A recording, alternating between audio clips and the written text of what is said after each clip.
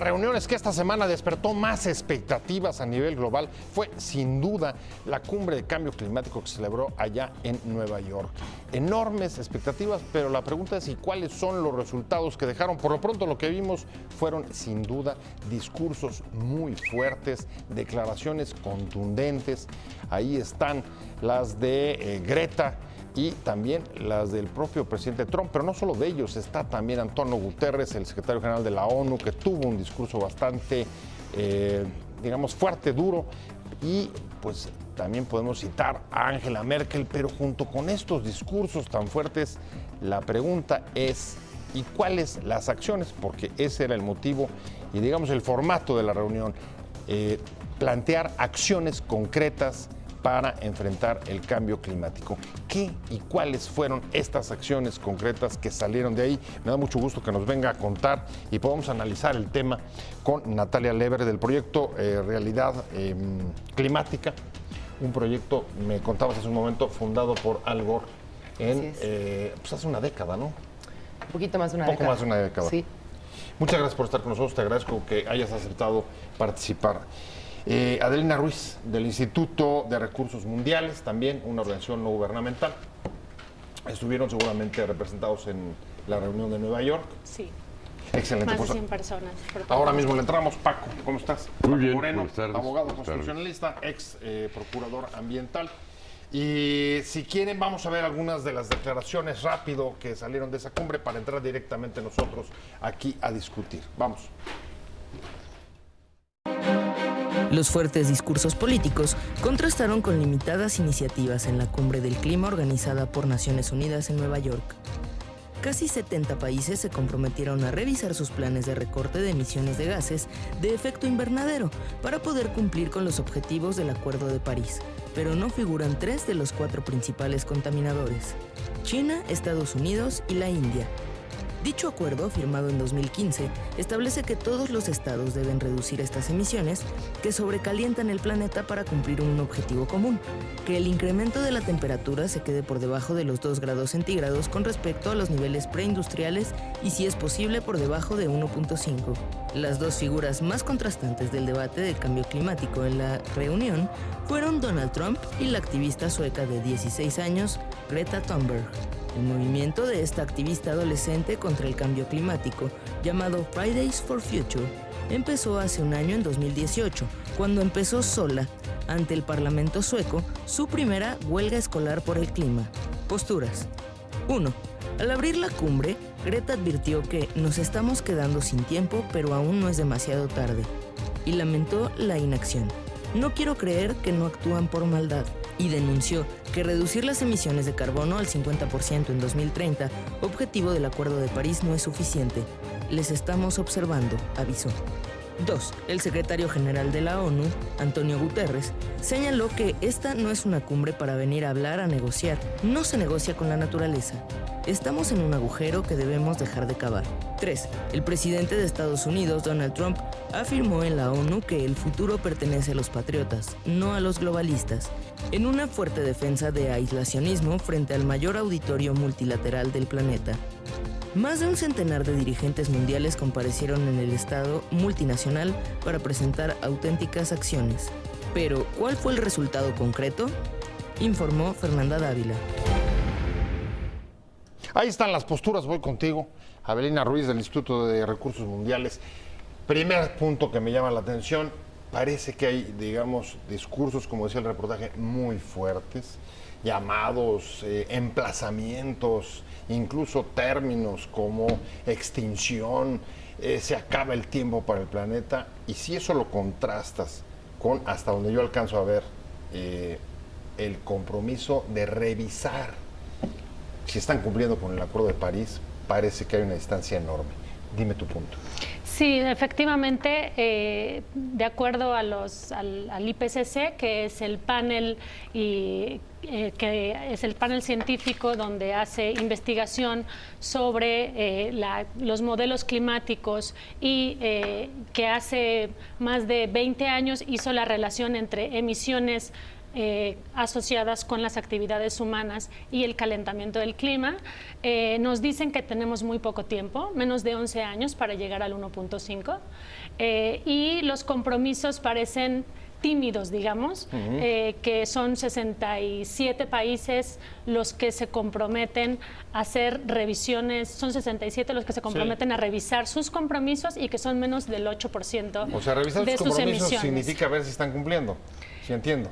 Incrementar el nivel de ambición, revisar lo que se comprometieron de acuerdo al Acuerdo de París. Cada 5 años se revisa los compromisos de cada país. Entonces, la próxima cumbre mundial se van a revisar y los 67 países dijeron, las vamos a revisar y vamos a ser más ambiciosos en lo que nos comprometimos, pero esos países representan el 8% de las emisiones. Entonces, en ese sentido, son pasos como muy pequeños, digamos. No sé, Natalia Lever, si coincides, a ver, y sobre todo en qué, en que los compromisos no son suficientemente ambiciosos o que las acciones no han sido cumplidas como se debían. ¿Dónde está el punto? Los dos. Por un lado, los compromisos no son lo suficientemente ambiciosos, solamente tenemos 2 países que están en línea con no aumentar la temperatura en 1.5 grados y solo 5 países en aumentarla en 2 grados. Entonces, los compromisos tienen que aumentar, la misión tiene que aumentar. Pero también hemos visto cómo la implementación está muy mal. Y México es uno de los países que está calificado como que está teniendo pues una respuesta insuficiente al cambio climático. Y eso tiene que ver mucho con nuestras políticas de transición energética.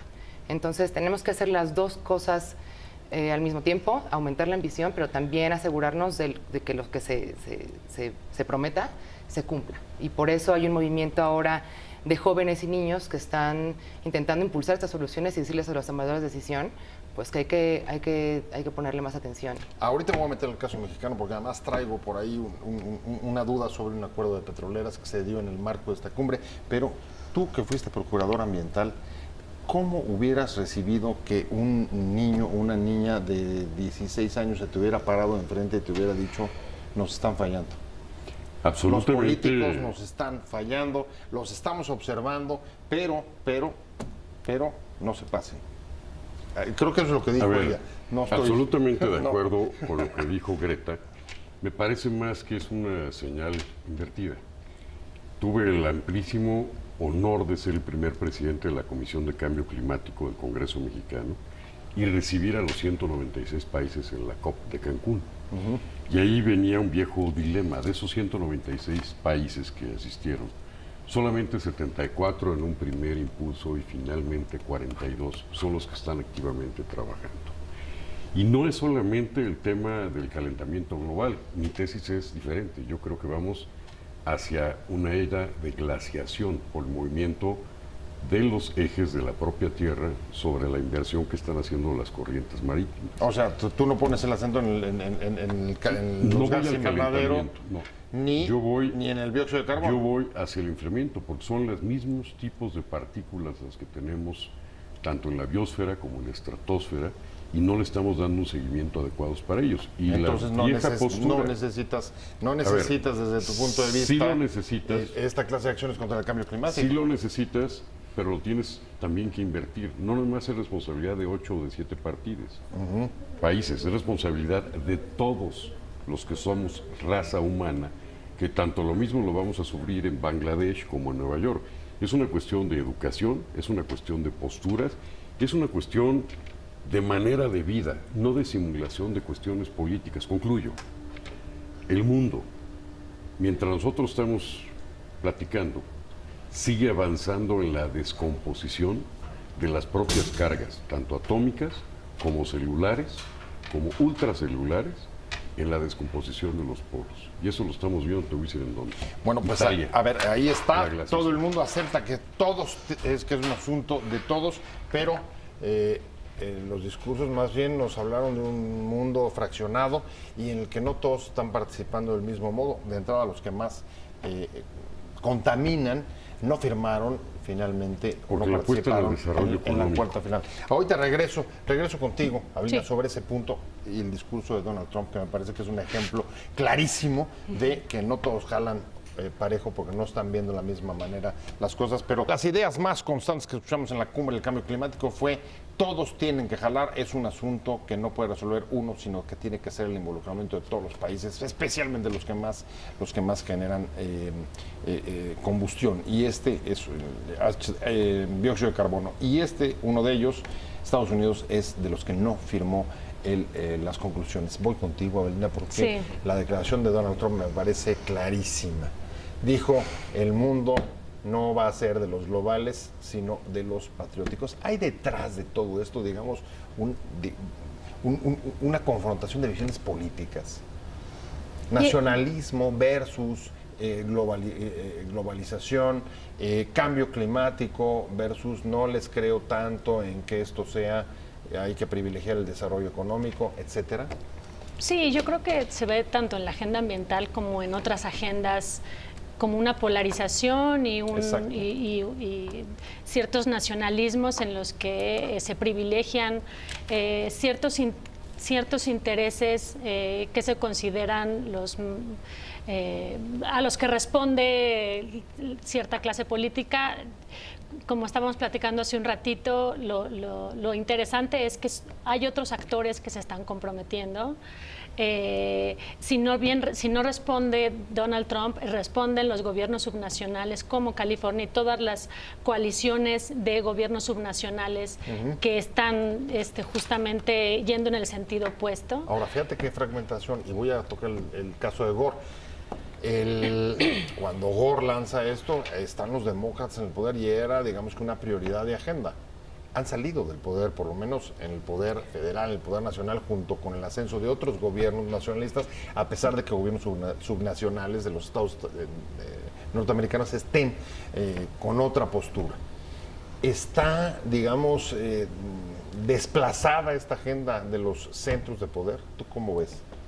Mira, creo que el cambio climático afecta a la política de muchas formas y algunos gobiernos se están beneficiando de ello. Hablemos, por ejemplo, de la migración. El cambio climático está empujando una migración forzada muy importante en todo el mundo. En Siria lo vimos antes de la guerra civil, como en 4 años perdieron el 80% del ganado, el 60% de la tierra fértil. Ya había 1 millón, por sequía, ya había 1,5 millones de refugiados climáticos antes de esto, y esto pues cambió toda la geopolítica de la región.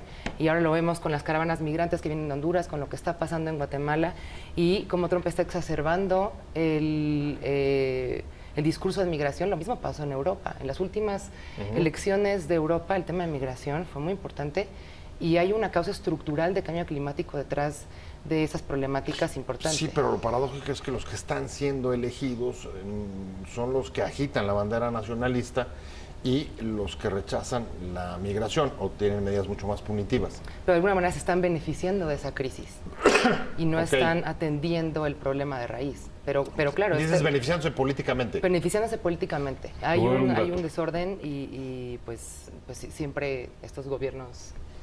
Te voy a dar un dato. El nacionalismo políticamente... La primera ley ambiental se hace en la época de Oliver Cromwell, en Inglaterra.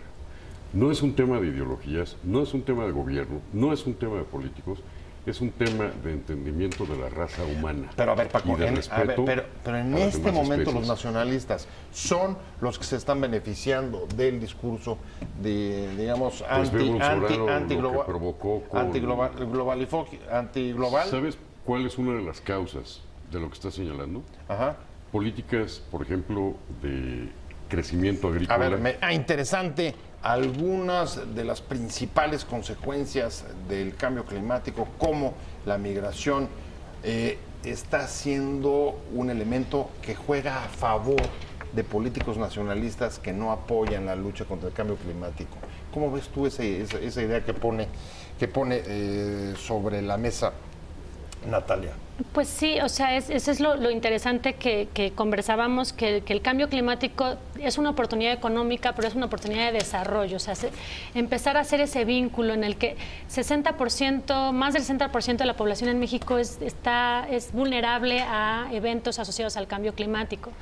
y tiene que ver con pobreza, tiene que ver con desigualdad, tiene que ver con marginación, tiene que ver con mujeres. Entonces, o sea, como lo bonito de esta agenda, la oportunidad que tenemos es un poco de repensar nuestra agenda de desarrollo y entonces hacer políticas de mitigación y de adaptación como una oportunidad para resolver las brechas en las que tenemos y a mí en ese sentido es como ver lo positivo en vez de... Porque yo creo que ahora me sorprendió un poco la encuesta que salió hoy sobre 2 de cada 10 mexicanos son los que están interesados por la agenda ambiental. Entonces, a pesar de que tenemos evidencias de que el cambio climático está sucediendo, todos los años rompemos récords de mayores temperaturas, etcétera, parece que no acabamos de reaccionar como sociedad y entonces lo que intentamos hacer como coaliciones, como organizaciones, es un poco dar las evidencias y empezar a conectar esos cabos para decir, es importante. Esa parte es interesante. 20% de los mexicanos interesados en la agenda global, es una de las encuestas que salen hoy. Y al mismo tiempo te diría, por ejemplo, en ese mismo contexto, las controversias que se generaron alrededor de la activista sueca, de Greta. Incluso algunos bastante fuertes, cuestionando y diciendo que formaba parte de una estrategia de empresas, sobre todo las empresas relacionadas con la transición energética, y que por tanto pues era, digamos, una... Cortina de humo. Más que es una gestión, digamos, de la visibilidad y una estrategia de ellas para tratar de impulsar mercadológicamente sus causas. Pues esa es una de las exigencias del movimiento de huelga mundial por el clima, que los tomadores de decisión digan la verdad acerca de lo que está sucediendo. Y que estamos enfrente de una emergencia climática. No estamos tratando esto como si fuera una emergencia. Como dice Evelina, tenemos las soluciones. Lo lindo es que tenemos la tecnología, que energía solar y eólica son más baratas en 2/3 partes del mundo, que México ha vendido la energía solar más barata del mundo, que somos el tercer país con mayor insolación, que podemos generar empleo seguro y limpio para miles de personas en el sector. Pero tenemos que empezar con decir realmente lo que está pasando para que no sea nada más el 20%.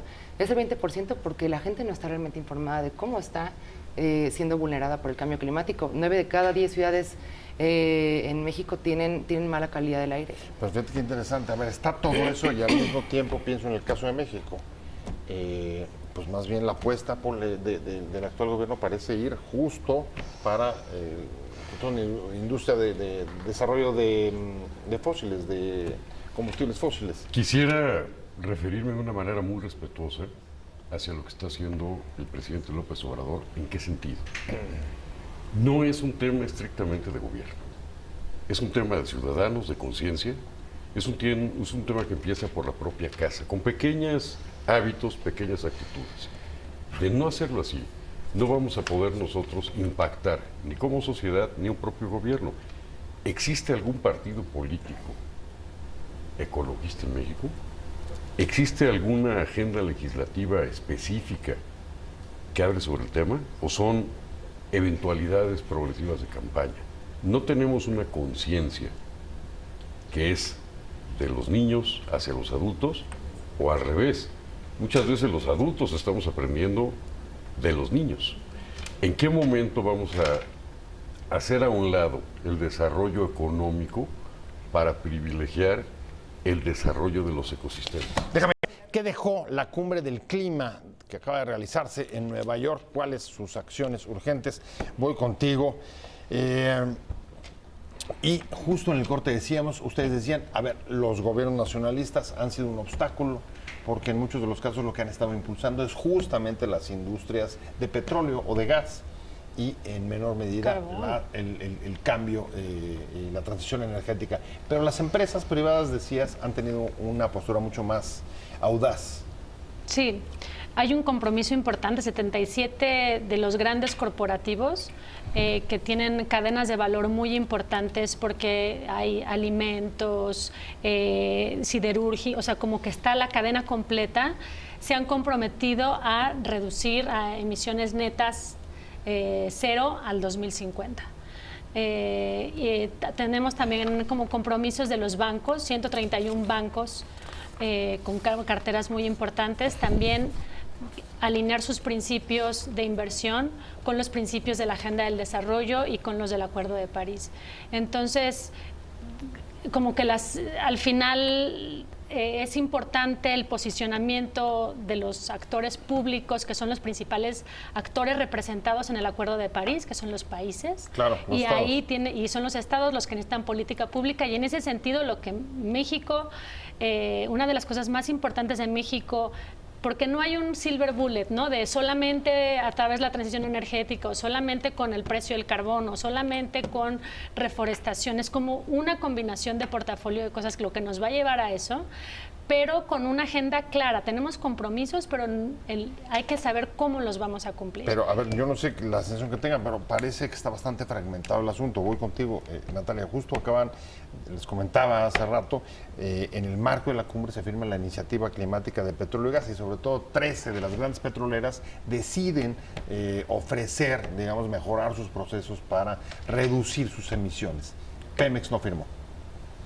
Le entra British Petrol, le entra Petrobras, en fin, 13 de las que concentran el 32% de la producción de petróleo mundial. Pemex dijo, yo no puedo. Aquí es importante ver por qué esas empresas están haciendo el cambio. Porque es más rentable tener acción climática dentro de tu empresa. Tienes una inversión menos riesgosa y puedes hacer inversiones más inteligentes. Y también estos cambios se dan por el consumidor, ¿no? En este caso, puede ser el votante o el consumidor de algún producto cuando los en castigan. específico. Sí, cuando el consumidor, no compren tal cuando el votante y el gasolina. consumidor están conscientes de cuáles son los costos asociados a aquello que están consumiendo. En este caso, los combustibles fósiles. La gente todavía no está bien informada de cuáles son los costos en salud, en infraestructura. A México le cuesta casi el 2% del PIB anual las enfermedades por contaminantes en el aire. Ese lo pondrían como el factor central, la falta de información, o el que los gobiernos no estén dando suficiente información, o incluso administren la situación en la que nos encontramos. Quiero ¿Es ese? incidir en algo que comentó Natalia. Ah, ¿Se acuerdan de la tragedia del Exxon Valdez en Alaska? Le costó un decremento de 63% en sus acciones a Exxon. Le costó el cierre de no sé cuántas franquicias. ¿Cuál fue el costo de la mitigación? Que se hicieran cargo de una serie de parques nacionales emblemáticos en los Estados Unidos y en Canadá para que subsanaran este tema. En el momento en que le costó, es en el momento en el que se preocupó.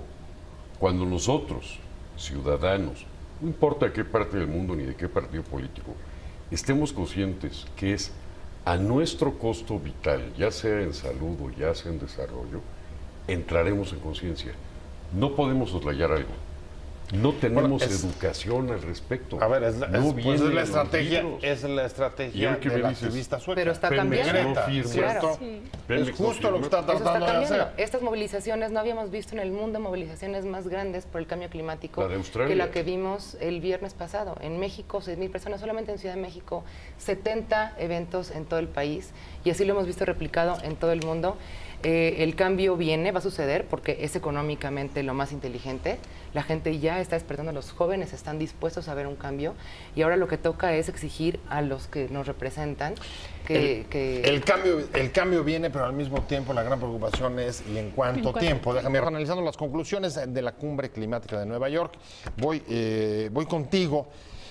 Avelina, nos fuimos con una pregunta y era, a ver, ustedes dicen, la transición va, aunque en este momento los gobiernos nacionalistas sean un obstáculo y aunque haya obstáculos para avanzar, pero va.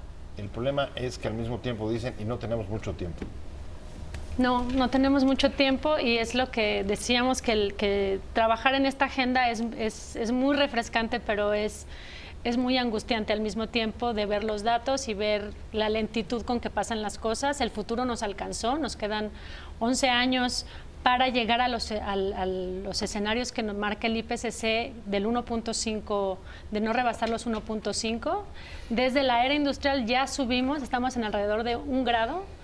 y ya estamos viendo los efectos en aumento en el nivel del mar, estamos viendo el 70... A ver, pero una cosa que preocupa es de repente pensar, después de ver los discursos en Nueva York, que es un discurso políticamente correcto, pero luego políticamente inviable, porque el respaldo que está teniendo no es el mismo que estaba teniendo hace unos años. ¿Coincides? ¿Te preocupa eso o no? Yo más veo al contrario, veo que más gente está pidiendo soluciones de acción climática a nivel político y también a nivel de productos de consumo en las empresas. Y justamente el llamado del secretario general de Naciones Unidas era juntémonos para ver cómo lo hacemos, para reducir al 45% para 2030 nuestras emisiones y para 2050 al 0%. Esa es la meta a la que tenemos que llegar. Y si vamos poco a poco... a ver, esa es la meta, pero por lo pronto Vamos en sentido estamos contrario. aceptando que las acciones son insuficientes. Y por eso hay Es lo que movimientos, ustedes han dicho. movimientos de jóvenes Y en y sentido niños. contrario. A todo ver, el mundo. peor, en sentido contrario. Exacto. Por eso la Vienes. gente los niños y los jóvenes se están levantando y diciendo, tenemos que hacer esto, y lo dijo Greta, si los tomadores de decisión hoy no hacen lo correcto, no se los vamos a perdonar, porque lo único que están pidiendo es un futuro seguro, con agua, con alimento, con paz. Y si esto sigue aumentando, definitivamente ese futuro no lo van a ver A los ver, niños. un futuro seguro, pero, y lo comentábamos en el corte, con un problema también de que no lo hemos logrado ni antes ni en medio, por un problema de concentración de la riqueza y de pobreza cada vez mayor en el mundo. ¿Cómo ves, Paco? La ¿Cómo brecha, haces para lograr todos esos objetivos al mismo tiempo que se concentra la riqueza en el 1%, en el 1%? no te tienes que ir necesariamente a ver si vas a impedir el desarrollo económico sin dejarte preocupar A ver, del bienestar ecológico. Pero va a haber que hacer sacrificios aquí, me imagino. Totalmente. absolutamente. Hay sacrificios No, o sea, de a ver, corto eso plazo y tenemos hay que decirlo claro. Y de manera personal y de manera colectiva y de manera sociológica, y las empresas y los gobiernos.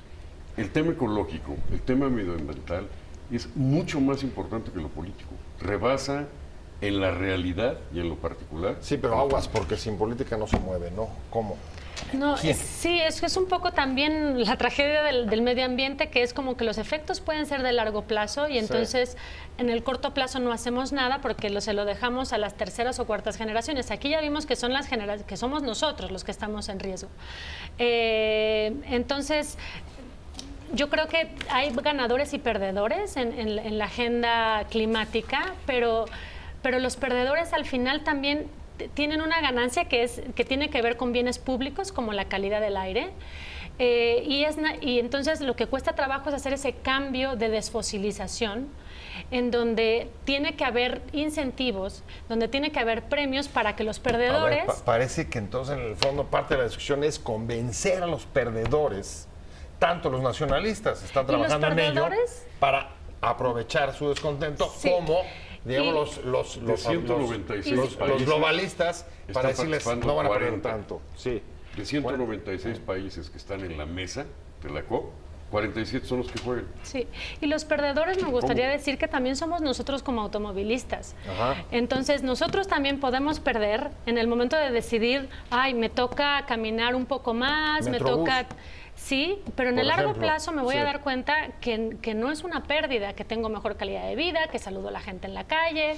Entonces, es simplemente cambiar de paradigma, cambiar de manera como vemos al mundo y a las personas y a las plantas. Entonces, o sea, es interesante y por eso es como tan alentador, porque como que podemos aspirar a un mundo muchísimo mejor. A ver, pero sí están ahí los esfuerzos, ¿cómo ves tú? No, tiene En que ver- convencer a los tiene perdedores, que a ver los que con vayan a el- ser afectados por esta transición. Tiene que ver con tener información completa. Ajá. Si todos supiéramos las ganancias las oportunidades económicas y de empleo que tiene la transición de acción climática, y supiéramos todos las consecuencias que tiene nuestra salud el cambio climático, te aseguro que el rumbo sería diferente. Entonces empieza porque todos sepamos completamente cuáles son los costos de corto plazo. Okay. Sí. No todo mi coche es el costo de ahora, pero ¿cuál es la alternativa? ¿Cuánto me costaría más no hacerlo? Y eso creo que es la parte que hace falta, porque de repente escuchamos el cambio climático, pero no hay una conciencia de la gravedad de la problemática a la que nos estamos enfrentando. Pues recojo sus comentarios y cierro contigo, Paco. Parte de la problemática del medio ambiente tiene que ver también con el manejo de la información pública. ¿Cómo ves? Es un En tema... la época de los fake news. Es un tema de conciencia, es un tema de Sí, pero la actitud. conciencia necesita información y Y saber si toda- la queremos regular, todos los si la datos. queremos regular, tenemos que corregir nuevamente la Constitución, hablando en México, las leyes secundarias que vayan enfocadas no a la penalización, sino a motivar la no utilización de recursos fósiles. ¿Votarías por la refinería de Dos Bocas? Jamás. Bueno, ya me voy. Antes de que se nos termine el tiempo, muchísimas gracias, Natalia Lever, Proyecto Realidad Climática. Muchas gracias. Te agradezco mucho que hayas estado con nosotros. Por supuesto, también muchas gracias a Sabrina Ruiz del Instituto de Recursos Mundiales, organizaciones civiles que están metidas luchando por el tema del cambio climático. Muchas gracias también, Paco Moreno, como siempre. Abogado, muchas gracias. Gracias a los tres por haber estado, pero sobre todo Gracias. muchas gracias a usted por habernos acompañado hoy en Opiniones Encontradas.